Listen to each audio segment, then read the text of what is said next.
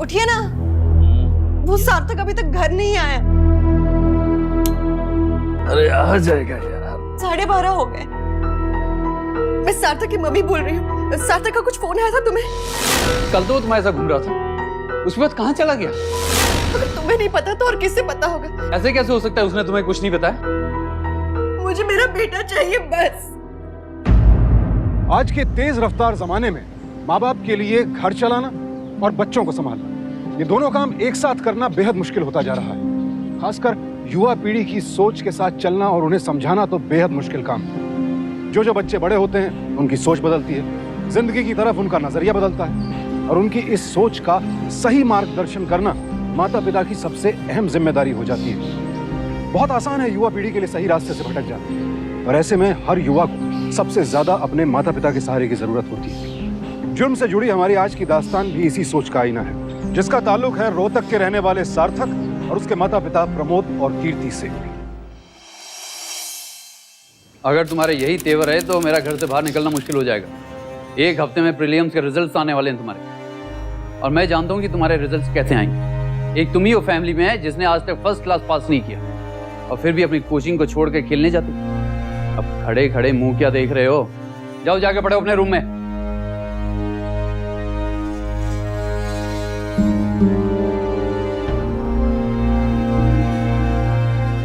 चाचू आप भी ना कुछ ज्यादा ही डांट दे तो बेचारे कर लेगा ना।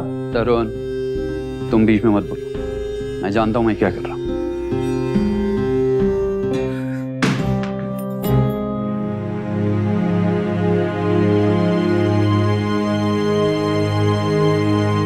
सार्थक बेटा, देख, उन्होंने जो कुछ भी कहा वो गुस्से में कहा, लेकिन उनकी बात भी गलत नहीं है ना बेटा। यही तो उम्र है पढ़ लिख कर जिंदगी में कुछ बनने की। मौज मस्ती में तो पूरी जिंदगी पड़ी है ना बेटा। पर मेरा मन नहीं लगता पढ़ाई में। ऐसा नहीं कहते बेटा। देख, थोड़ी बहुत मेहनत तो करनी पड़ेगी ना। तुझे क्या चाहिए तू मुझे बता ना, मैं ला कर देती हूँ। तू बस मन लगाकर पढ़ाई कर। कुछ बोल ना बेटा। कोई बात नहीं, तेरा मूड नहीं है ना अभी, हम कल सुबह बात करते हैं। हाँ, गुड नाइट बेटा।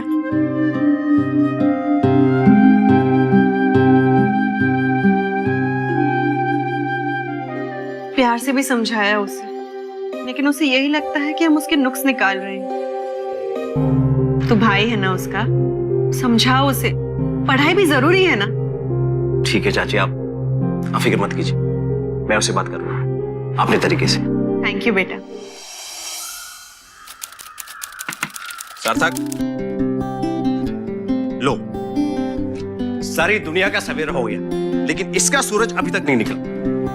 सार्थक, सार्थक, मेरे लाल, उठ जा सार्थक, देख सब।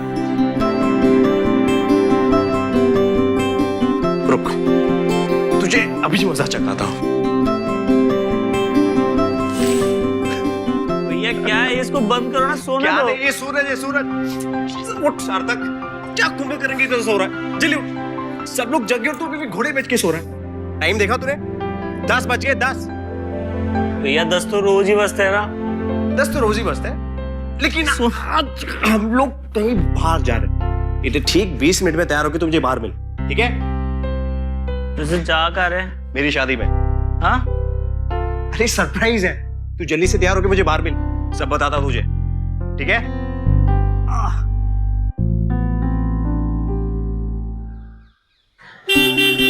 आ रहा हूँ, आ रहा हूँ। हॉर्न बजा बजा के पूरे मोहल्ले को बताओगे क्या?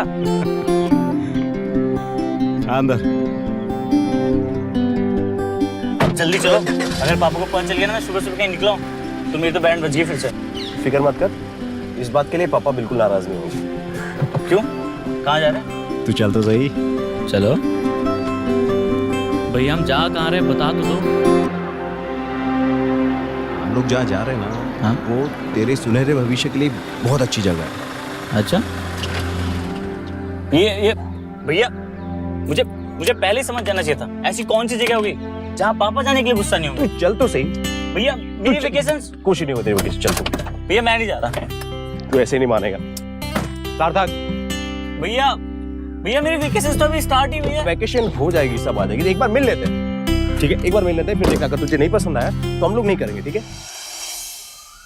मुझे कुछ नहीं सुनना भैया, कुछ नहीं। अरे क्या कमी है इसमें? क्या कमी है इसमें? ये देखो 11 से 2 बायोलॉजी, 3 से 6 फिजिक्स, 6 से 9 केमिस्ट्री। भैया मेरी वेकेशन का क्या? पूरे साल पढ़ाई करो, अभी छुट्टी में भी पढ़ाई। भैया दिस इज नॉट डन। अरे सार्थक, सार्थक देख, कुछ ही समय की बात है। देख, एक बार तेरे पढ़ाई में अच्छे नंबर आ गए ना, फिर देख कोई भी तुझे कुछ भी नहीं बोलेगा। सार्थक, अरे यही तो उम्र है पढ़ाई करने की। हाँ हाँ, तो वो 9 से 12 का गैप क्यों छोड़ दिया? उसमें भी एक सब्जेक्ट डाल देते। भैया मुझे साइंस वाइंस नहीं पढ़नी, ये पापा हमेशा अपनी चलाते हैं। तू आप बैठ यार भैया बोर मत करो यार। मैं तुझे समझाता हूं। देख, वो पापा है तो अपना कुछ तो जताएंगे ना, और तू कंप्लेन कर रहा है। मैं तो तरस जाता हूँ इस सब के लिए कि कोई मुझे भी डांटे। माँ और पापा की डेथ के बाद चाचू और चाची ने मुझे अपने बेटे की तरफ पाल पोस के बड़ा किया। कभी मुझे किसी भी चीज की तकलीफ नहीं होने दी। आज मैं जो कुछ भी हूं ना, उन्हीं की बदौलत, समझा? अब जो कुछ भी हो, लेकिन पढ़ाई तो तुझे करनी होगी। सार्थक बेटा, लो मॉम भी आ गई।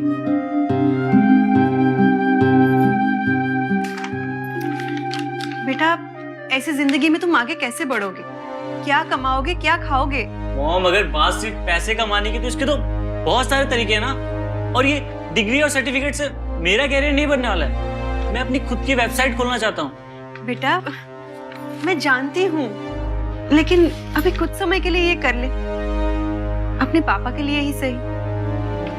देख अभी अगले हफ्ते तेरा रिजल्ट भी आएगा, उसका तो कोई भरोसा नहीं कि तू मॉम अपने पापा की खुशी के लिए तो इतना नहीं कर सकता।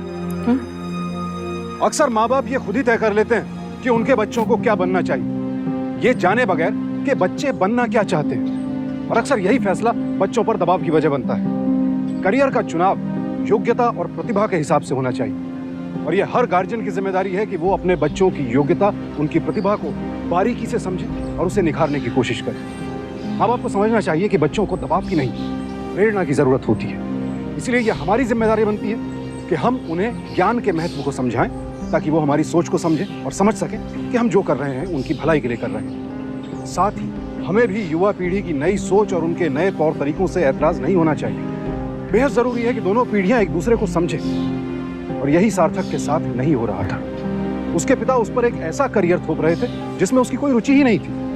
लिहाजा वो न सिर्फ अपनी पढ़ाई से बल्कि अपने माँ बाप से भी दूर होता जा रहा था। अरे भाई ये खुल क्यों नहीं रहा? चाचू वेबसाइट जरा स्लो है, बस आ रहा है। हे भगवान, बस पास करवा दे। खुल गया।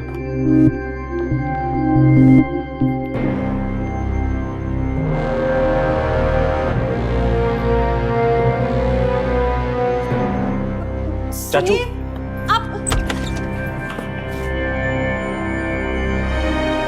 अस्पताल से फोन है, शायद किसी पेशेंट की इमरजेंसी है। आ रहा हूं। ऐसी औलाद से तुम्हें बे औलाद होता ना तो ज्यादा अच्छा था। उतारो अपने बेटे की आरती अब। क्या सही और गलत के बीच का फर्क समझाने के लिए बच्चों पर हाथ उठाना ठीक है? क्या अपनी सोच, अपने विचार उन पर जोर जबरदस्ती से लादना उचित है? ये तो हम सभी जानते हैं कि स्कूलों में शारीरिक सजा देने पर प्रतिबंध लगा दिया गया है, क्योंकि इससे बच्चों के मानसिक विकास पर असर पड़ता है। तो क्या बच्चों के साथ ऐसा बर्ताव घर में करना उचित है, या उनकी गलतियों, उनकी लापरवाहियों को सुधारने के लिए, उन्हें सीख देने के लिए कोई और रास्ता अपनाया जाना चाहिए? मैं आपसे पूछता हूं, अगर आप प्रमोद की जगह होते तो क्या करते? चाची आप भी खा लीजिए। कीर्ति भाई मुझे भी खाना दे दो, बहुत जोर से भूख लगी है। जी। और तरुण बेटा, तुम्हारा काम धाम कैसा चल रहा है? बस चाचू, नया नया ज्वाइन किया है, फिलहाल तो सब ठीक है, आगे देखते हैं। गुड। साहब जी, सार्थक बाबा अभी तक नहीं आए, उनका भी खाना लगा दूं? नहीं अभी नहीं, वो कोचिंग क्लासेस से आ जाएगा ना, फिर खा ले। की कमी जो कोचिंग क्लासेस। यहीं कहीं आवारागर्दी कर रहा होगा। अरे भाई रोटी दो।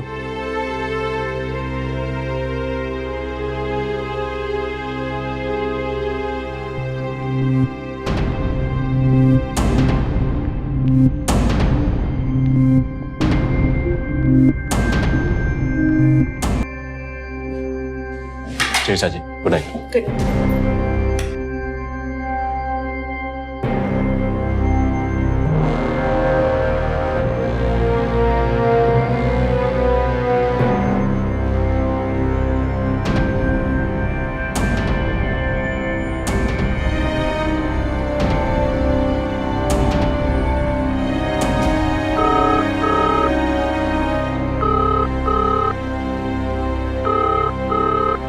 ये सार्थक फोन क्यों नहीं उठा रहा? कोचिंग क्लासेस में ट्राई कर।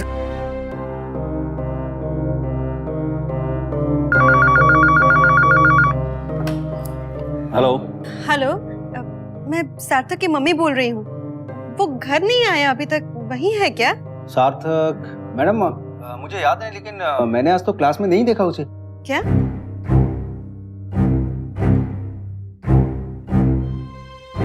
क्लासेस गया ही नहीं।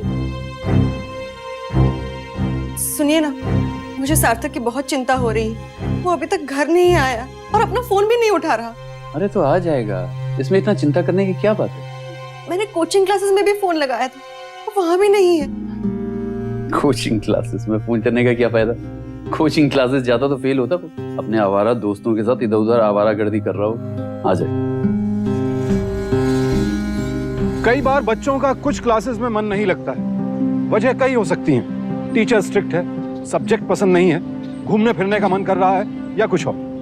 और इसी वजह से कुछ बच्चे क्लासेस बंक करके अपनी छोटी छोटी खुशियां समेटने चले जाते हैं। हालांकि आदत गलत है और ये कई बार बच्चों को बड़ी मुसीबत में भी डाल देती है। तो क्या सार्थक भी क्लास बंक करके दोस्तों के साथ मौज मस्ती कर रहा था, या फिर वो कहीं किसी बड़ी मुसीबत में था?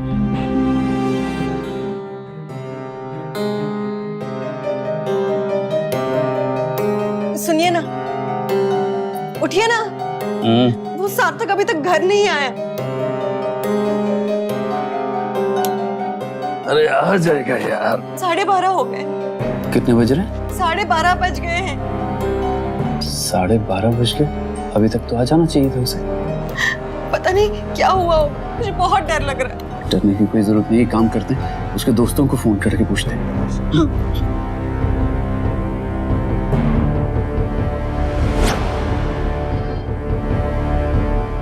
हेलो बेटा, मैं सार्थक की मम्मी बोल रही हूँ। सार्थक का कुछ फोन आया था तुम्हें?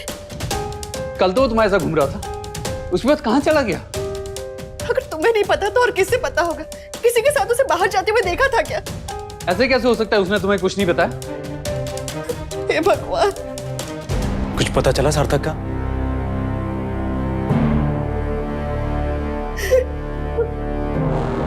चाचू, मैंने आपसे पहले ही कहा था, सार्थक ना समझे। पढ़ाई और रिजल्ट्स का इतना प्रेशर डालेंगे तो पता नहीं वो क्या करेगा। जवान खून है, कहीं उसने अपने साथ कुछ गलत तो नहीं, ऐसा कुछ नहीं होगा। अगर कुछ हो भी गया तो आपको क्या फर्क पड़ता है? आपको तो बेटे से ज्यादा डिग्री की चिंता है। कीर्ति, हमेशा उसके पीछे पड़े रहते थे। आप ही की वजह से कहीं चला गया मेरा बेटा। ये सब तुम्हारे लाड प्यार का नतीजा है। जहाँ मन करता है वहाँ चला जाता है, जहाँ मन करता है वहाँ घूमता है। ये सब तुम्हारी वजह से हुआ है। चाचू चाची प्लीज, इस वक्त तो झगड़ा मत कीजिए। ये वक्त एक दूसरे को दोष देने का नहीं है। पहले हमें ये पता लगाना है कि सार्थक है कहाँ। ठीक है, हम पहले चल के हॉस्पिटल्स में चेक कर लेते हैं। आते हुए पुलिस में रिपोर्ट लिखवाते हुए आ जाएंगे। पुलिस? चाचू, पुलिस को अभी इन्फॉर्म नहीं करते, अभी इतनी देर नहीं हुई है। पहले हम लोग खुद पता लगा लेते हैं। अगर न्यूज में आ गया तो सार्थक के लिए बेकार की परेशानी हो जाएगी। मेरी तो कुछ समझ में नहीं आ रहा। मुझे मेरा बेटा चाहिए बस। चाची, आप संभालिए अपने आप को। ठीक है, तो आओ चल कर उसे ढूंढाते हैं।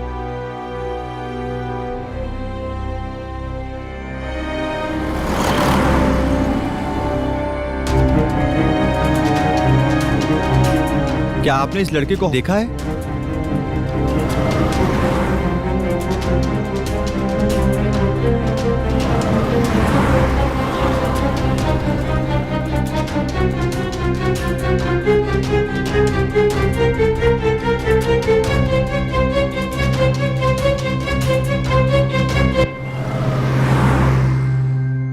कितनी देर लगा दी आपने? कुछ पता चला सार्थक का?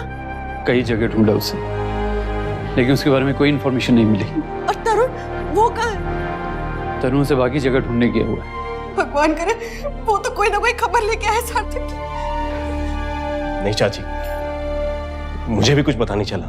तूने हर जगह सही तरीके से ढूंढा ना? हाँ चाची, वो अपने दोस्तों के साथ जहां जहां बैठता था, घूमता था, हर एक जगह छान मारी, वो कहीं नहीं था। मुझे तो अब सचमुच डर लग रहा है, कहीं उसने अपने साथ कुछ गलत।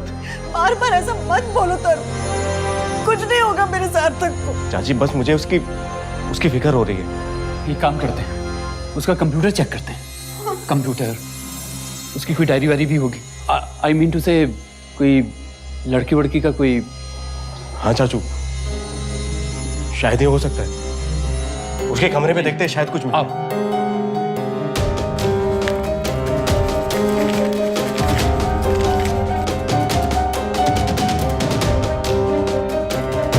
कुछ मिला बेटा? अब तक कुछ नहीं। ये देखो, सार्थक की डायरी मिली। डायरी? डायरी में कुछ लिखा है?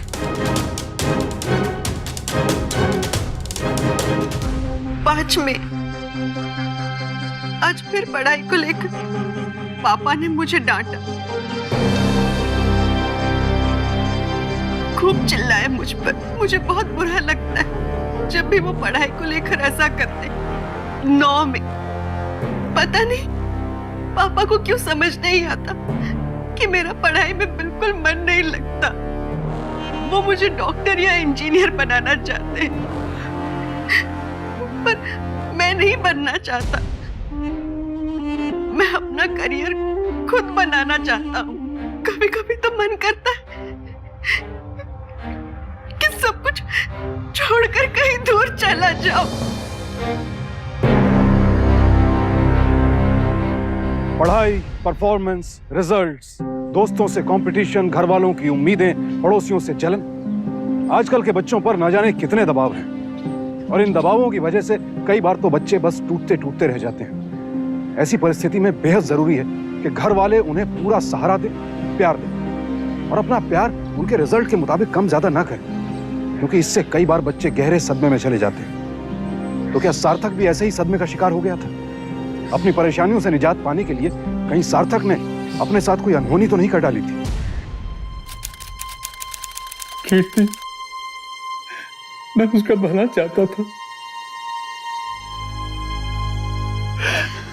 उसकी जिंदगी संवारना चाहता था।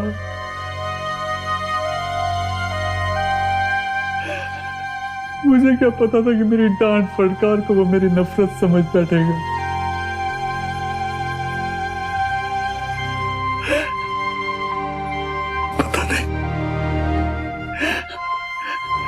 पता नहीं कहाँ होगा मेरा बेटा, किस हालात में होगा।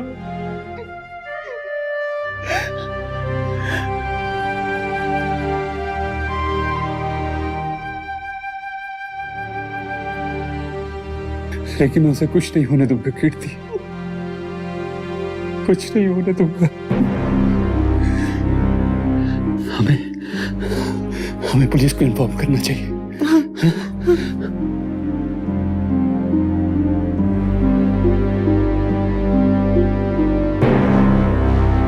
हाँ, पुलिस स्टेशन। आपको किसी गैंग से या किसी और से कोई फोन आया था पैसों के लिए? नहीं। सार्थक का कोई झगड़ा या किसी से कोई बहस हाल ही के दिनों में?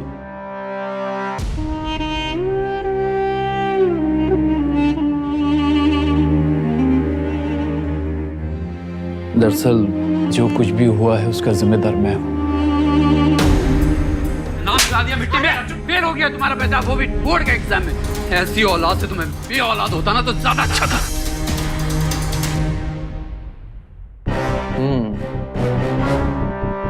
फिलहाल तो यही लगता है कि पढ़ाई और रिजल्ट के प्रेशर में आकर उसने ये कदम उठाया,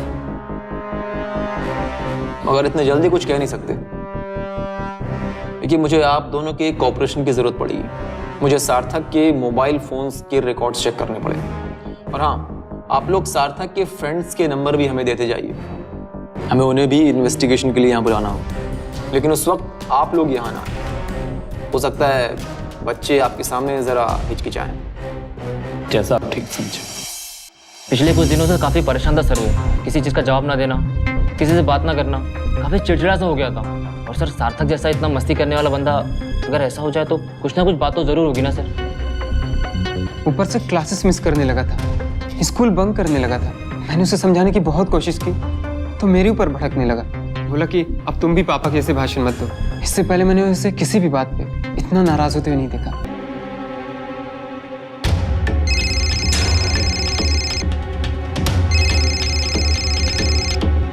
हाँ हाँ, लेकिन अब क्या मुहूर्त निकालना है? अरे हम लोगों ने जो सोचा था हो तो गया। अब क्या पुलिस की डर से अपने सारा खेल चौपट कर दें? अरे तुझे इतना ही डर लग रहा है ना अगर कॉल करने में, तो मैं खुद कॉल कर लेता हूं।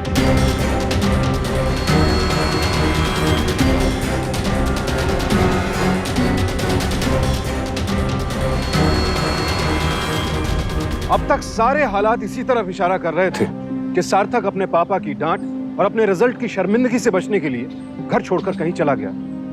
लेकिन अचानक इस केस में कुछ नए किरदार नजर आने लगे। कौन था ये लड़का जो सार्थक के परिवार के ही किसी सदस्य से बात कर रहा था? किससे बात कर रहा था और किसे कॉल करने की बात कर रहा था? क्या ये केस उतना सीधा था जितना लग रहा था, या इसके कुछ अनजाने पहलू भी थे? क्या वाकई सार्थक खुद घर छोड़कर कहीं चला गया था, या उसके साथ कोई गंभीर घटना घटित हुई? और अगर कुछ हुआ था तो क्या ये लड़का उसके लिए जिम्मेदार था? सार्थक के गायब होने में इस लड़के का कोई ना कोई हाथ तो जरूर था।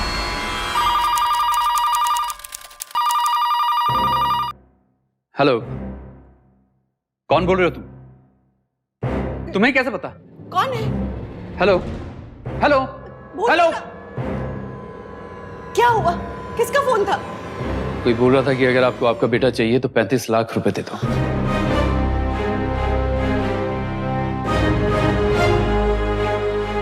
और उसने ये भी बोला कि ये बात हम पुलिस को इन्फॉर्म ना करें, और जो रिपोर्ट हमने लिखवाई है वो वापस ले लें। भगवान का लाख लाख शुक्र है कि सार्थक ठीक है। अब सोच क्या रहे? पैसे ले जाइए और मेरे बेटे को छुड़ा लाइए। पता नहीं किस हालत में होगा वो। लेकिन उन्हें कैसे पता चला कि हमने पुलिस में रिपोर्ट लिखवाई? क्या फर्क पड़ता है? अब बस मेरे बेटे को छुड़ा लाइए, वापस ले आइए उसे। हमें ये बात पुलिस को बतानी ही पड़ेगी। आप होश में तो है कि जो कुछ भी हुआ वो क्या कम है कि आप मेरे बेटे की जान को और मुसीबत में डाल रहे हैं, और वो भी पैसों के लिए। बात पैसों की नहीं है, लेकिन हमें ये बात पुलिस को बतानी चाहिए। नहीं। हाँ। आप पुलिस को फोन मत कीजिए। नहीं, हमें बतानी चाहिए। आप मेरी बात मानिए, आप बस पैसे ले जाइए। Hello, police station. ये नंबर तुम्हारी दुकान से लिया गया है, जरा इसके पेपर्स निकालो। जिसने भी ये नंबर यूज किया है उसने एक बच्चे को किडनैप किया है, और इसी नंबर से फोन आया था पैसों के लिए। एक मिनट सर, जरा ध्यान से ढूंढो। ये रहा सर, मिल गया सर। ये इसी डेट को खरीदा गया था, यानी सार्थक के किडनैप से 3 दिन पहले। किसने लिया था नंबर, याद है तुम्हें? वो तो याद नहीं है सर। सिंह साहब। जी सर। जरा इस नंबर के डिटेल्स पता कीजिए। अरे सर जी, इससे सीधा मुझ तक पहुंच जाएंगे। अगर ये वही नंबर है तो ये सारे पेपर्स जाली होंगे। सर, सारी डिटेल्स चेक कर लिए, आपका शक सही था। उनके सारे आईडी प्रूफ नकली हैं। वो तो होना ही था। और इस नंबर के कॉल डिटेल्स? सर, इस नंबर पर एक ही नंबर से कॉल आते हैं और कोई रिकॉर्ड नहीं है। मतलब ये सिम कार्ड इसी काम के लिए लिया गया था? जी सर जी, ये नंबर आखिरी बार शहर से दूर कहीं सुनसान जगह पर एक्टिवेट था। इसके बाद ये नंबर स्विच ऑफ हो गया। अगर इस नंबर से कुछ नहीं पता चल रहा है तो फिर उस नंबर की कुंडली निकालो जिस नंबर से इस पे फोन आते थे। शक्ल कैसे याद होगी सर जी? रोज इतने कस्टमर आते हैं हमारी दुकान पर, सबकी शक्ल याद रख पाना तो नामुमकिन है ना। इस नंबर के डॉक्यूमेंट्स होंगे तुम्हारे पास? मैं दिखाता हूँ, 1 मिनट आप।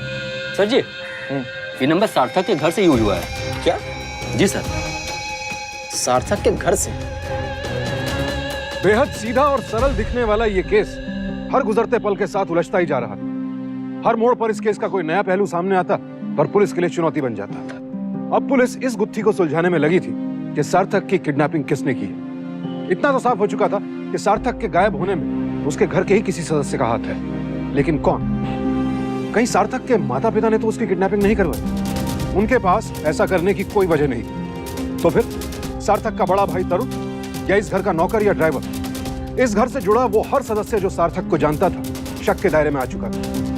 कहीं ऐसा तो नहीं कि अपने माता पिता से तंग आकर सार्थक ने खुद ही अपने आप को किडनैप करवा लिया हो? आखिर कौन था इस वारदात का मास्टरमाइंड? भगवान मुझे नरक में भी जगह न दे साहब जी। अगर हमने कुछ किया हो तो मेरा काम है घर की रखवाली करना। जब सार्थक गायब हुआ तब तुम कहाँ थे? साहब जी मैं घर के बाहर रखवाली कर रहा था। सिर्फ आधे घंटे के लिए खाना खाने के लिए गया था, फिर मैं वापस आ गया। मोबाइल है तुम्हारे पास? हाँ है साहब जी, है। नहीं रखो अपने पास। इसका नंबर है रिकॉर्ड में? जी सर। सार्थक को तुमने आखिरी बार कब देखा था? सार्थक बाबा को उसी रोज सवेरे देखा था साहब। उस पूरा दिन तुम कहाँ थे? जवाब दो। सार्थक के बारे में मुझे कुछ नहीं पता साहब। आप चाहिए तो मेम साहब से पूछ लीजिए। उस रोज पूरा दिन मैं घर पर ही था। ठीक है, तुम जा सकते हो। अच्छा साहब। सर जी, इसका भी फोन का रिकॉर्ड चेक कर लूंगा। गुड।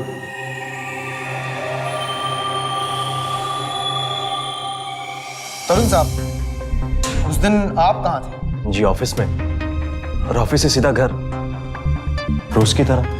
आप ये सब तरुण को क्यों? देखिए, तरुण सार्थक का भाई है। जानता हूँ, लेकिन मुझे शक है कि इस मामले में आपके ही घर का कोई शामिल है।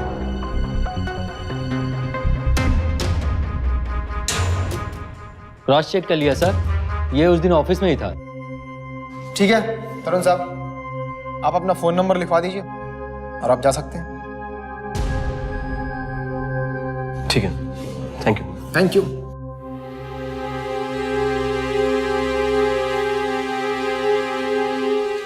प्रमोद जी, आपकी सार्थक से आखिरी बार क्या बात हुई थी? इंस्पेक्टर साहब, मैं आपको बता चुका हूं कि रिजल्ट के सिलसिले में मैंने उसे डांटा था। डांटा ही नहीं, उस पर हाथ भी उठाया।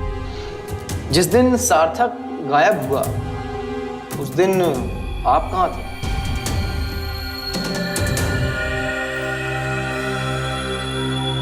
अपने क्लिनिक पे, अपने पेशेंट्स के साथ, और उसके बाद मैं घर पे आ गया।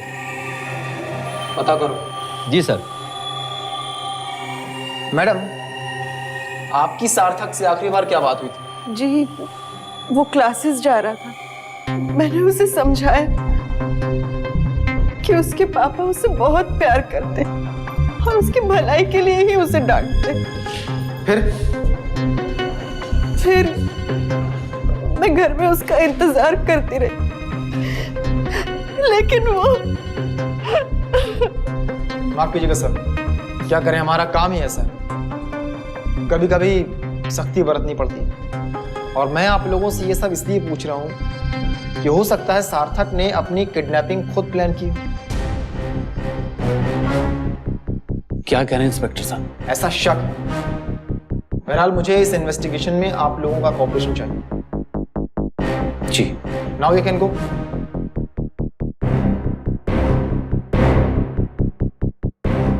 सिंह साहब। जी सर। इनके घर के फोन टैप करने शुरू कीजिए। Okay sir. मैं तुझे कुछ नहीं होने दूंगी, कुछ नहीं होने दूंगी मैं तुझे।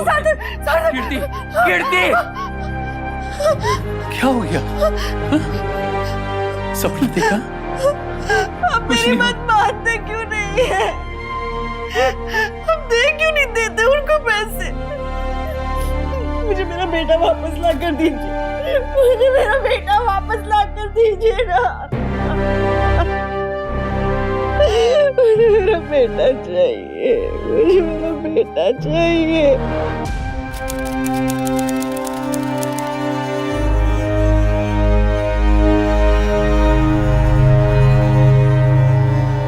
साहब जी, सार्थक बाबा का कुछ पता चला?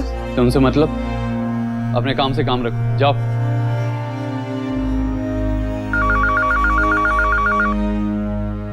हेलो। अगर अपने बेटे को जिंदा देखना चाहता है ना, तो चुपचाप पैसे पहुंचा दे और पुलिस कंप्लेंट वापस ले ले। हेलो कंट्रोल रूम, शहर के बाहर जो पंप हाउस वाला एरिया है वहां अलर्ट कर दो। एक लड़का किडनैप हुआ है और उसे वहीं कहीं रखा गया है। कॉल वहीं से आया था, 100% वहीं होगा। मेरी जांच पकड़ के रखना, मैं पहुंच रहा हूँ वहां पे।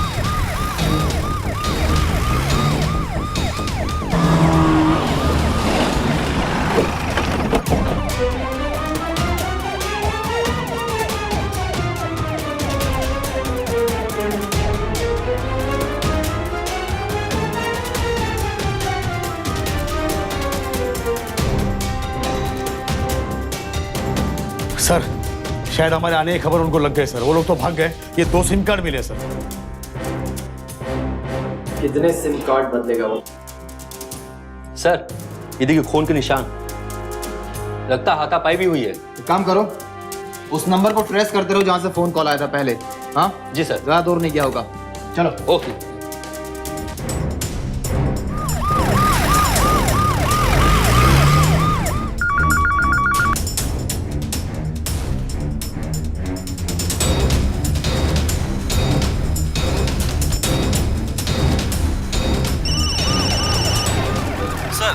अभी सार्थक के पिता को किडनैपर का फिर से फोन आया और जिस लोकेशन से आया वो शहर के पास वाले खंडहर के पास ही दिखा रहा है। शहर के पास वाले खंडहर की तरफ ले चलो।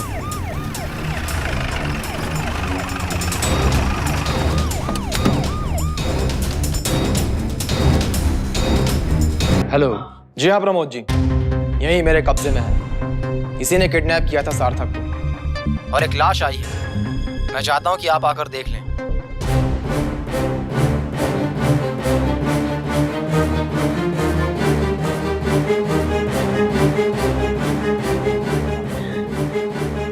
जी। क्या हुआ? क्या कहा उन्होंने? सार्थक मिल गया ना? हमें पुलिस स्टेशन बुलाया। बोल बोल बोल जल्दी बोल। मैं क्रिकेट मैचेस में बैटिंग करता हूँ साहब, और बैटिंग में तो पैसा आता जाता रहता है। पिछले कुछ बार से मैं अपना बहुत सारा पैसा हार चुका था, इसलिए मैंने सोचा कि वापस पैसे बनाने का इससे अच्छा तरीका और क्या होगा। सार्थक को कैसे जानता था? नहीं साहब, मैं सार्थक को नहीं जानता था। अगर तू सार्थक को जानता नहीं था तो फिर तूने उसे किडनैप कैसे किया? हाँ बोल। तरुण की मदद से।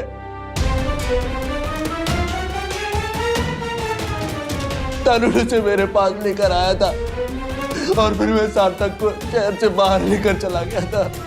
जी सर। तरुण को अरेस्ट करने के लिए फौरन एक टीम भेजिए और सारे चेक पोस्ट को खबर कर दो। बचकर निकलना नहीं चाहिए। हाँ ना, fast come on. Okay quick fast.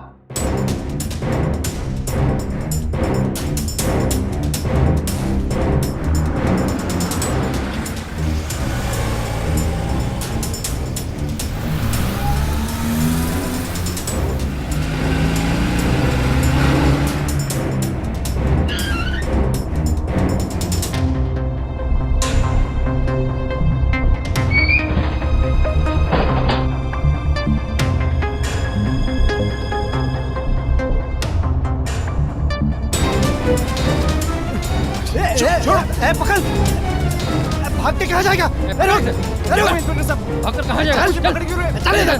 मेरी बात तो सुनिए। चल। अरे मेरी बात सुनिए। मेरे चल भाग रहा है।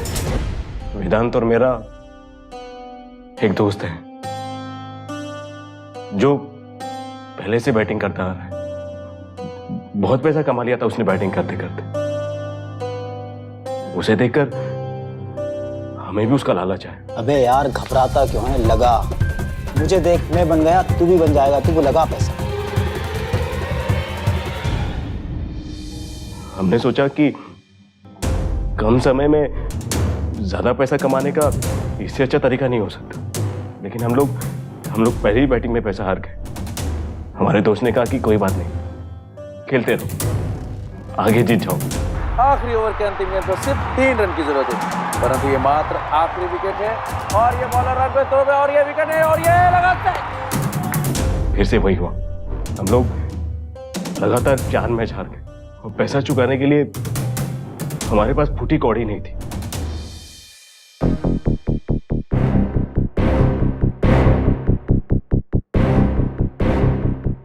एक आइडिया है। तभी मेरे दिमाग में ये प्लान आया। मेरे चाचा के पास पैसों की कोई कमी नहीं। हम मेरे चचेरे भाई सार्थक को किडनैप करेंगे और उनसे पैसे मांगेंगे। यहां उनके दिए हुए पैसों से हम अपना कर्जा चुकाएंगे और सार्थक को वापस घर भेज देंगे।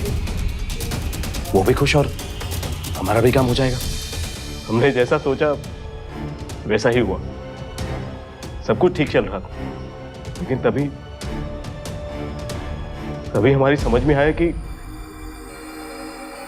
हम लोग सार्थक को जिंदा वापस जागने नहीं दे सकते। किडनैपिंग का हमारा मकसद सिर्फ पैसा था, सार्थक को मारना नहीं। लेकिन अगर सार्थक जिंदा रहता तो हमें पहचान लेता और हमारे लिए मुसीबत हो सकती। हमारी सलामती के लिए सार्थक का मरना जरूरी था। और तुम लोगों ने सार्थक को उसी रात मार दिया जिस दिन तुमने उसे किडनैप किया। हाँ। एहसान फरामोश कहेंगे। कीर्ति, मैडम आप प्लीज बाहर जाइए। कीर्ति प्लीज मैडम आप बाहर जाइए। शर्म नहीं आई? छोड़िए मुझे। मैंने तुझे अपने बेटे की तरह पाला, जिंदगी के हर सपने पूरे किए। छोड़िए। और तूने मेरे बेटे की जान ले ली। मैं तुझे छोड़ूंगी नहीं। कड़ी से कड़ी सजा दिलवाऊंगी। छोड़ूंगी नहीं मैं तुझे।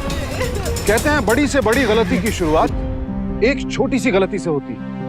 अगर हम लालच के उस एक पल में खुद को संभाल लें तो आने वाले हर पल बेफिक्र होकर जिंदगी का आनंद ले सकते हैं। लेकिन वहीं अगर लालच के उस पल में हम कमजोर पड़ गए, अपना होशो हवास, अपनी सोचने समझने की शक्ति खो बैठे, तो फिर जिंदगी भर उसका बुरा नतीजा भुगतना पड़ता है। और यही हुआ इस केस में। पर अफसोस की बात यह है कि गलत रास्ता चुना तरुण ने और उसकी सजा भुगतनी पड़ी बेकसूर सार्थक को। गिरफ्तारी के बाद तरुण और वेदांत पर आईपीसी की धारा 363 और 302 के तहत मुकदमा चला। अगर तरुण जल्दबाजी में गलत तरीके से पैसा कमाने की होड़ में न जुटता तो ना तो सट्टेबाजी के बवंडर में फंसता और ना ही वो बवंडर सार्थक को निकल पाता। इस केस में सार्थक के पिता हर मोड़ पर इस केस से जुड़े हर मूवमेंट की सूचना पुलिस को देते रहे। ऐसे केसेस में अक्सर पीड़ित परिवार फिरौती के फोन के बारे में पुलिस को बताने से डरता है, लेकिन सार्थक के पिता ने अपने डर को काबू में किया और पुलिस का तफ्तीश में पूरा साथ दिया। अफसोस वो अपने बेटे को वापस तो नहीं ला सके, लेकिन उनकी हिम्मत ने गुनहगारों को सजा जरूर दिलवाई। याद रखिए, जब भी कोई वारदात हो पुलिस का पूरा साथ दो, तभी समाज सुरक्षित रहेगा। इस उम्मीद के साथ अब मैं सुशांत सिंह आपसे विदा लेता हूं। कल फिर मुलाकात होगी एक और ऐसी ही सत्य घटना के साथ। देखते रहें सावधान इंडिया, इंडिया फाइट्स बैक।